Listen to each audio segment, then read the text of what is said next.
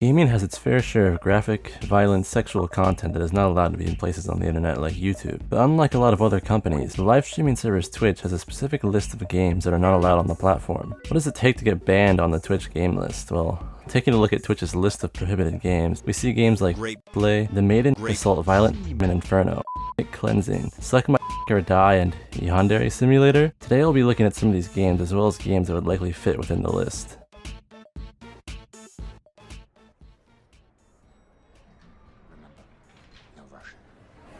The first game we'll be talking about is a game made in 2006 called Play. Of course, the title would suggest I can't really talk that much about it on here. I remember hearing about this game years ago somewhere on the internet, but never really looked into it until this video. The game saw quite a lot of controversy back in the day for being listed on Amazon, which caused a lot of backlash and eventually led to its removal. The women's rights organization Equality Now started a movement to send letters to the developers of the game, to which they responded in confusion as they had never officially sold the game in America, nor was it ever intended for American audiences. Basically, you play as a train groper and stalk 3 women from the same family, Manaka, Aoi, and Yuko. And well, the rest is fairly self-explanatory. Running this game at a Windows XP virtual machine, the game causes the character models to glitch out, and the sex scenes turn into eldritch horror, but the game maintains a decent FPS. Running the game in Windows 10 makes the models normal, but the game runs like shit. The company that created the game is called Illusion, and they are well known for their interesting games. Some, for example, like the Death's Blood series and Opie Slider. The games themselves have a very visually appealing late 90s, early mid-2000s 3D PC game style to them. However, the content of the games would deter most from playing them. Oh yeah, they also have a fighting game called Battle and a racing game as well. Don't get it twisted though, these games were common in Japan, and this isn't the only one. Here's a game that came out a few months ago called Fuckin'. You have been kicked from the server. Black text from black background modified cancer, brain damage, SEXyMayo, and may complicate pregnancy. Chico. Artificial Academy 2 is a game where you create characters, choose their personalities, put them in a classroom and make them have sex. If that sounds fun or arousing, you'd be wrong, unless your kink is working at a school for special needs students and you make love like you play Microsoft Flight Simulator. My story playing this thing is as follows. I made a class of sexy students in year 9 of high school. Notable among the cast of characters are me as the teacher, an alien with a butthole fetish, and a sexual bug woman with titties that extend like antennas, and the perfect girl. At first I played as the alien with the goal of probing myself in the ass, but I quickly had to confront the fact that I made my character both straight and stronger than the alien. So there will be no close encounters of the third kind, or of any kind for that matter. But game reviewer extraordinaire that I am, I had to investigate the love-making mechanics. So the next day I chose to play as a random girl and made her ask for sex in front of everyone. After a few seconds of silence, the entire class went to a cafeteria to get some lunch. It seemed that getting laid wasn't going to be an easy task. And so it was, as at the end of the day, the only thing I could accomplish was punching the alien kid to vent my frustrations. So I decided to take things into my own hands, by plotting to seduce myself with the girl I made for myself and seducing the girl I made for myself with the avatar I made for myself. Now I was playing both sides of the romantic equation and shamefully getting a bit invested into what basically amounts to scissoring 2 inanimate dolls in my computer. I got them chatting, going on dates, and acting all cutesy. But it was all in vain, they just wouldn't fuck.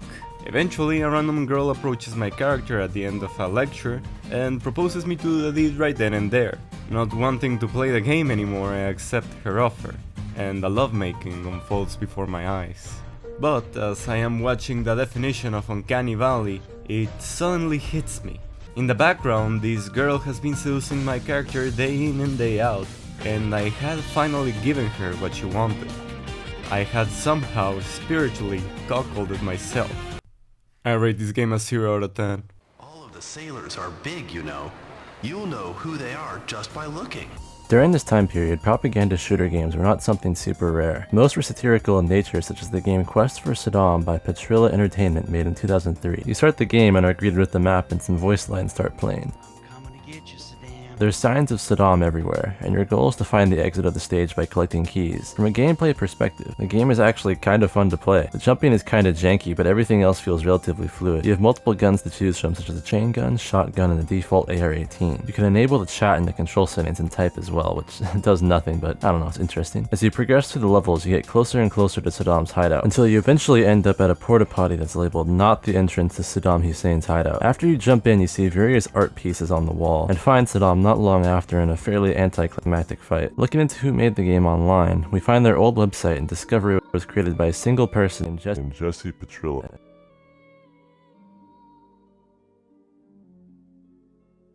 I don't know if I'm allowed to say the name of this game on YouTube, so I'm just going to abbreviate it to EC. In EC, you play as an unnamed man fighting a race war, likely to be fighting for the National Alliance, an American white supremacist organization, the same one which had designed this very game. It was also published by a record company closely affiliated with the National Alliance, Resistance Records. Fun fact, the band affiliated with this record company used to attend my university back in 2014. They, along with Resistance Records, has since moved to Detroit, Michigan, however, to avoid Canadian hate crime laws. EC was also supposedly advertised as, and I quote, recorded live using real as well as being the most politically incorrect video game ever made. I think this game's description summarizes it all pretty well. Run through the ghetto blasting away various, and an attempt to gain entrance to the subway system where the Portuguese I've hidden to avoid the carnage. These levels are filled with bland textures, propaganda posters, and ads for their website, which is still up as of this recording. You simply go out shooting sitting back score that see out the great master races coding. This game fucking sucks. The second level, which is also the last level, takes place in the subway where the are hiding. They are all dressed as your stereotypical rabbi and are noticeably a bit stronger than the blacks and Mexicans. It's basically a repeat of the previous level until you get to the final boss where you fight former Prime Minister of Israel, Ariel Sharon. That's it. That's the game. 1488. Pay up. I don't think I have to explain to you how much of a piece of shit this game is. It's supposedly a propaganda piece, but takes no effort at trying to convince the player of anything this organization stands for. It all just boils down to neo-Nazi murder. The closest it gets to saying anything can be found in the secret area in the first level, where a clip including the founder of the National Alliance, William Pierce, is shown explaining how the only way for their organization to succeed is by getting a hold of skilled workers in the media to forward their message. Wait. Looking into who made the game online, we find their old website and discover it was created by a single person named Jesse Petrilla, and there's actually quite a lot of interesting info about him. Quest for Saddam was featured on MSNBC in 2003, and they praised the game and bring on the creator, who turns out was 18 years old during the creation of the game. Everybody can play it, first time gamers.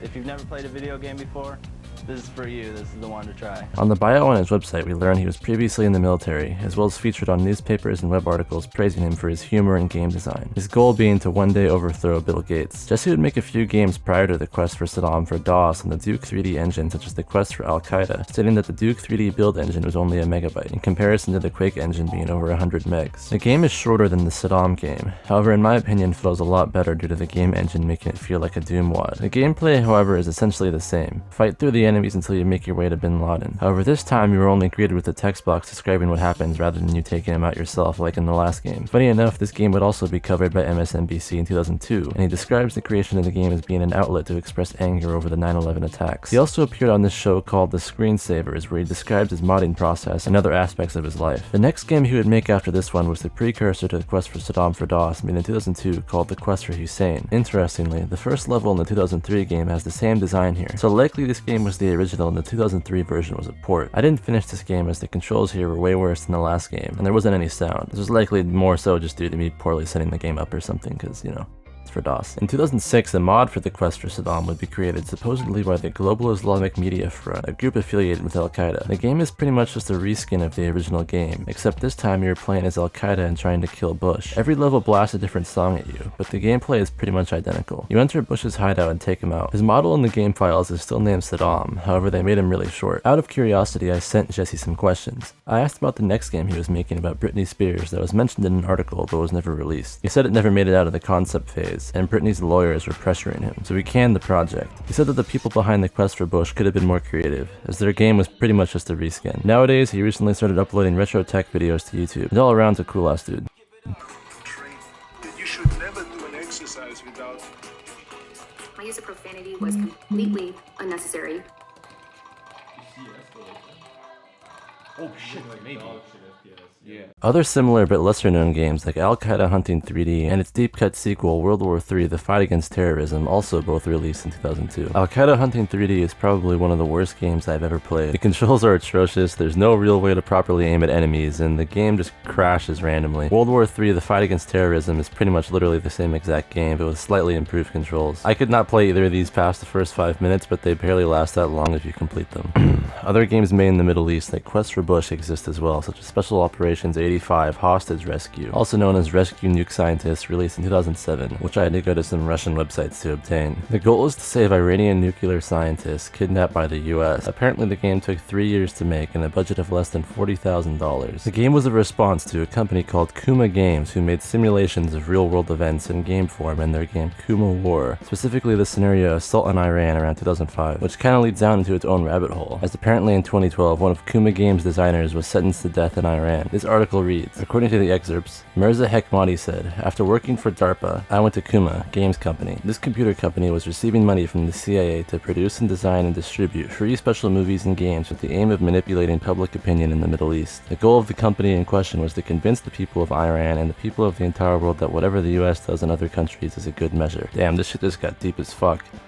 But how is the game? Well, it's not exactly good. At first I thought the game was enjoyable. The first level is relatively easy and your weapons are powerful. I'm unsure what the objectives are as I can't read the language. However, after holding E on this PC and then walking towards the door, you progress. After clearing the first house mission, mission 2 begins. However, the second mission the difficulty gets ramped up to 10 as you spawn with little to no ammo and only a pistol that does very little damage and shoots extremely slowly. The enemies also have significantly more health and you die very quickly. It took me a while to clear most of mission 2 and the game's bugs start to appear, like your gun not switching to what gun it says you have in the bottom right. I stopped playing this game after about 20 minutes as it was unpleasant. However, it looks like there are 9 missions, so unlike the other games, this game would likely take longer to complete.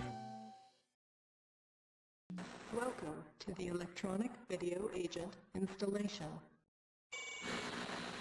In a similar vein to ethnic cleansing, we have the 2006 release Zog's Nightmare, which is a game filled with Nazi propaganda, videos, songs, and imagery. The first stage you spawn in looking down, and the first thing you will notice is that the enemies are complete bullet sponges. Like, some of these guys take entire clips to kill, not to mention they strafe around as well. The enemies do pretty much no damage to you though, and the game basically gives you unlimited ammo. As you walk around the level, random videos will pop up and freeze gameplay, and if it wasn't obvious enough, the enemies are pretty much all caricatures and stereotypes of various minority groups. They are able to shoot you from infinite distances. However, you can't shoot them unless you are fairly close. After taking out all the enemies, you can enter the building, where you have to clear out the entire level of enemies in a labyrinth of doors, and really, these guys just eat bullets. Most of this level I spent wandering around trying to find where the last door was to take out the final enemy, being forced to listen to a shitty Beastie Boys Nazi parody, until I found the last guys in the bathroom. The next level is essentially the same thing. There's nothing special that happens during this level. It's pretty much just identical to the last one. You kill all the enemies and get a screen that says White Victory. Now you have to install the next levels as the game isn't all in one package. Hey, what a convenient opportunity to talk about the manual which actually describes the storyline for the game. It's 2016 and the National Socialist movement has grown into a strong political force of millions. America's Nazi Party now stands poised to take the White House. Seeing the foreign aid to Israel soon stops, the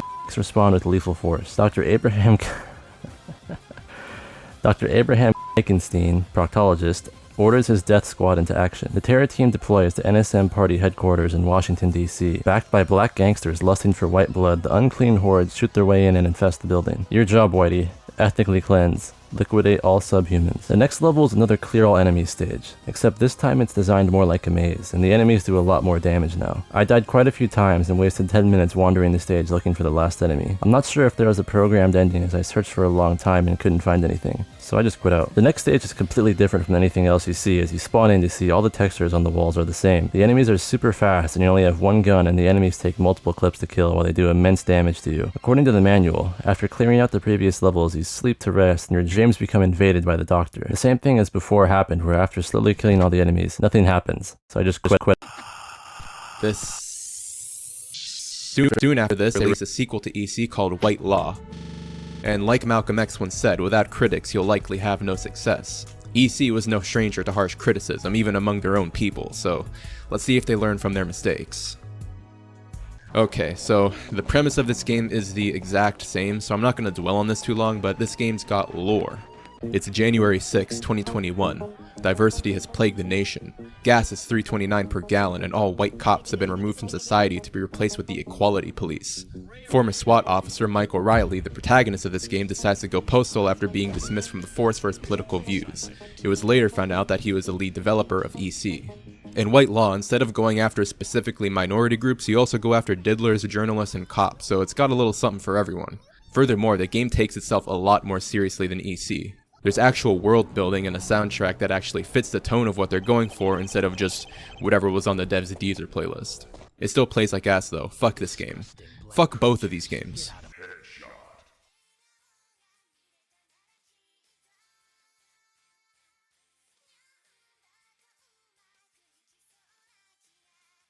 The final level, you storm the doctor's underground lab. This time you're dealing with undead experiments, traps, and death rooms. I think I find the guy, and after throwing a grenade in the room and running away, my game crashes. I'm just gonna take that as a win and move on from this. Next year in 2007, however, Zog's Nightmare 2 would release. The design of the game is very similar to last time, where you wander around to kill all the enemies while random video propaganda clips pop up. I would say this game is harder than Zog 1, but the game is essentially the same thing, but just new levels of clearing out enemies. There's however a girl that heals you now. Similar to last time, you storm the base and kill the doctor. This time the game actually ends properly without crashing, and now I can uninstall this shit before I get put on a list. The main guy that is shown within the videos, Jeff Shope, the former leader of the NSM, would later renounce the NSM in an interview with Jada Pinkett Smith, so I guess it's a happy ending?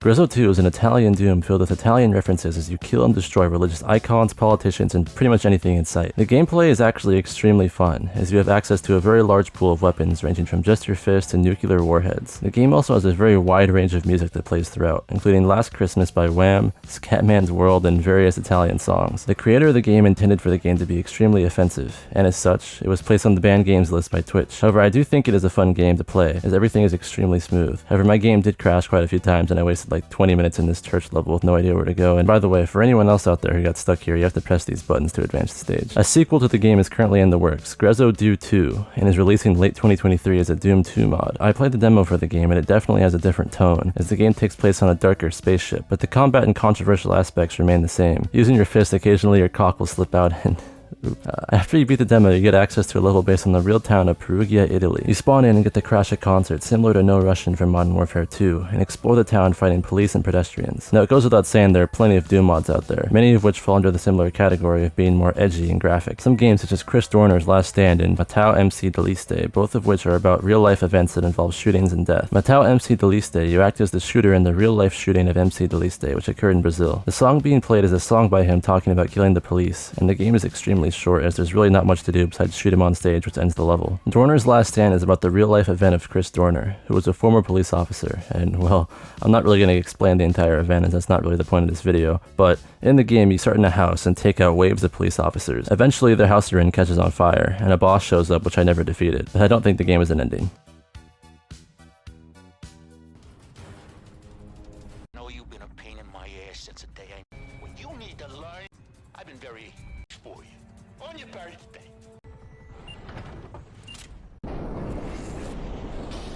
Now I think it's safe to say that any game with outlandishly sexual content would be banned on Twitch. However, I find it funny that they likely had a small group come up with specific games that banned, such as Purin to Puro, a game where you pretty much just go into a bathtub and start beating up on some chick. Took me a while to figure it out. But the goal of the game to get score isn't just to knock her out on some Chris Brown shit, but rather to specifically hit her chest area. Once her health is low enough, a few different things can happen, such as her leaving the bathtub. You also can just knock her out straight up. The game is fairly difficult going in blind as there isn't much direction as to what to do, but after clearing the game with some score, you can customize her appearance and add rubber ducks to the tub, and there's also a different game mode I won't go into. I couldn't figure out who made the game, however in my pursuit I ended up stumbling upon the Anime Baths wiki, which consists of a guy named WaterMaiden15 who has been documenting anime bath scenes on the internet for upwards of 15 years.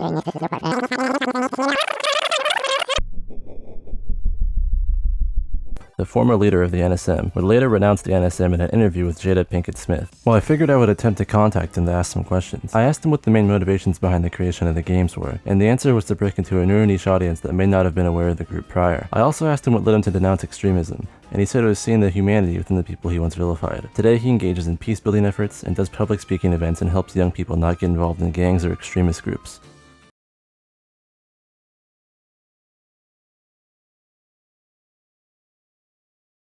This next game, BMX XXX, released in 2002, was one of the final nails in the coffin of Acclaim Entertainment. Originally supposed to be a normal Dave Mirra freestyle BMX game. During development, the game switched directions, and nudity as well as mature content was added to the game in hopes to drive interest into the game to get them out of the financial hole they were in. Acclaim were a pretty ballsy company marketing-wise, known for promotional stunts such as claiming they would pay the ticket if any UK driver found speeding on a speed camera for their Burnout game, but this was immediately retracted due to backlash from the UK government. To create interest for their Turok game, they offered $10,000 to parents who would be willing to name their children Turok, and they had already paid a much smaller sum of money to people who had already changed their legal name to Turok, but it was later discovered those people were actors. For Virtua Tennis 2, Acclaim would claim that they would train branded pigeons to advertise their game during the Wimbledon tennis tournament, but once again this was not real, and simply a publicity stunt. So with all this, how did BMX XXX do? Well, not so well. The game was banned in multiple retail stores such as Walmart and Toys R Us. Sony forced them to censor the game for the PlayStation, and the game was a commercial failure despite its advertising. So how was the game itself? I originally played the game blind for the PlayStation, so I was unaware of the censorship. There's lots of extras including this advertisement for this defunct service called Competitive Edge offered on Acclaim's website, and it's definitely a sign of its era.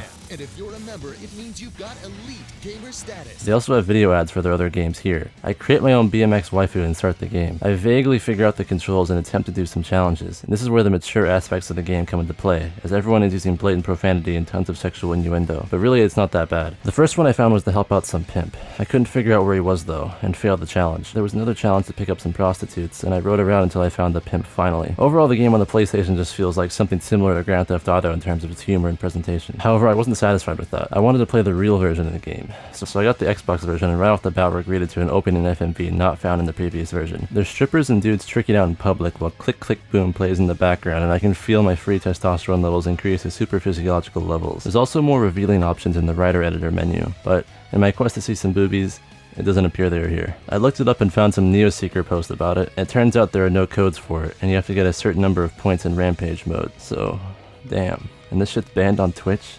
Cuckold Simulator is a game that requires no introduction. You play as a cuckold. Your wife is only interested in black men, and you love watching it. You grow attached to Tyrone and give him all your hard-earned cash. Your kids have little respect for you, but you do the best you can, working every day. Till eventually Tyrone gets locked up, and you have to bail him out. But his bail is set for 700... During the night, you can go to Chinatown and exchange your USD for Chinese currency and explore the nightlife. Buy over-the-counter drugs, help a guy accept and appreciate his girl partying in Brazil with Brazilian men, and even buy some trendy clothes. You're gonna hit up the nightclub as well and attempt to pick up some chicks. However, this doesn't go very well. She only is interested in you if you have drugs and money. If you give her that CVS shit, she tells you to fuck off. After a while, the hotel in Chinatown opens up and you can find your wife there. She left home immediately after Tyrone left, and she wants a new suitor. You find him at the nightclub performing and pay him $500 to rail your wife, but he doesn't let you watch, unfortunately. You discover the next day that he didn't really satisfy your wife, and forgot his shoes. This is where I stopped playing the game, but the life lessons acquired from playing it will never be forgotten. With a title like Suck My Dick or Die, you really already know what to expect. A visual novel style game with a questionable English translation. You initially play as a lieutenant named Mr. Prosper who stumbles upon his soldiers having their way with some random girl. You are indifferent to the matter. The soldiers end up killing the girl and leaving her body there as you watch. The game then transitions into a new perspective. You play as a towel boy named Harisu, who works as a servant in a house with a maid named Rui. The owner of the house, Mr. Maxim, is kind to you however, as well as his daughter Shirumi. The small town is aware of the murder, and unaware to Mr. Maxim, sends the military who are responsible to his house to investigate the matter. This doesn't end up going very well, and the military frames Rui, the maid, as a spy for the guerrillas, a mercenary group that the military is framing for the murder. You discover that the lady Harisu sees every night that teaches him how to read and write is actually a member of this group. To make a long story short, you eventually join the group, get inducted, and after a while siege the house and kill Mr. Prosper. This section shows his motives for certain actions he takes in the other perspective. This version ends with Mr. Prosper discovering Harisu being a spy and the guerrillas being defeated. Things then go the way you would expect them to go. I will say, for a game title as aggressive as Suck My Dick or Die, the story was longer and more interesting than I expected, so good on you, Liquid. Yeah, the guys who made the game.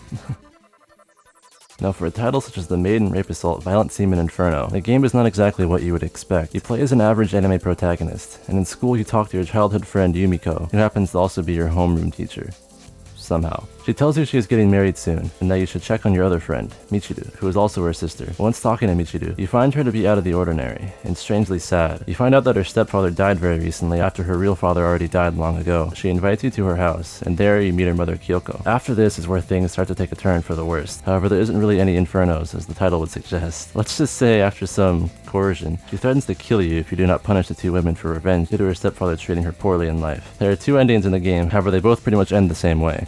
Michiru gets sent to the mental ward and time goes by. Things supposedly go back to normal, and Yumiko is expecting a child from, well, everyone believes Michiru is returning to normal. However, whenever you come to the dinner party, you find the dead bodies of the girls, and Michiru kills you as you have served your purpose. Now, one of the stranger kind of games presented on Twitch's list are the games created by Robert Yang, who has a total of 3 games listed. Now, you might be thinking, what kind of terrible things are in these games? Rinse and Repeat, Cobra Club, Radiator 2. Well, let's find out. Okay, we got Rinse and Repeat here. Oh, wow, those are just bare asses. I did not censor that. Well, I'll probably censor that in post. Seems like you move with the mouse. Ooh. Rinse and Repeat. Oh.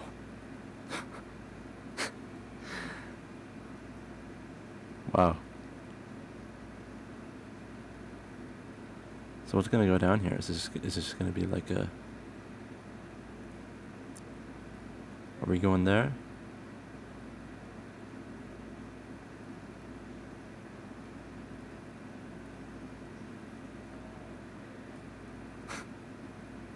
Are we gonna...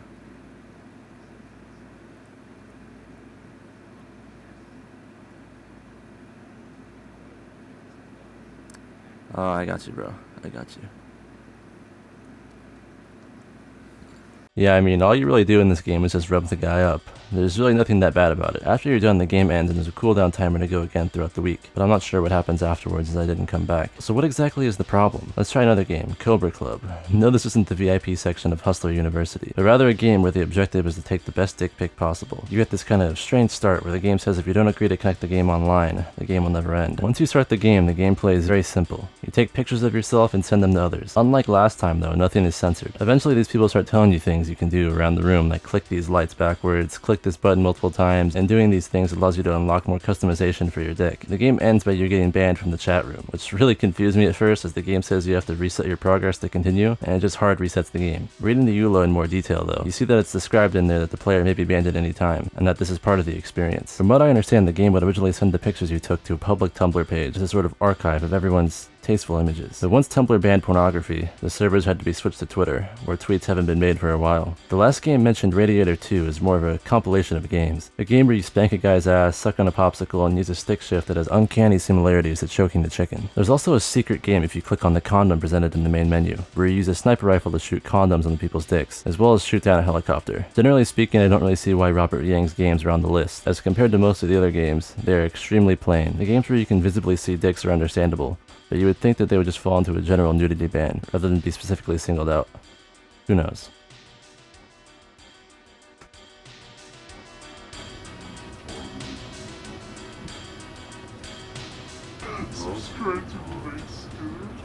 And Mark Rutsu. Me and fucking Mark Rutsu.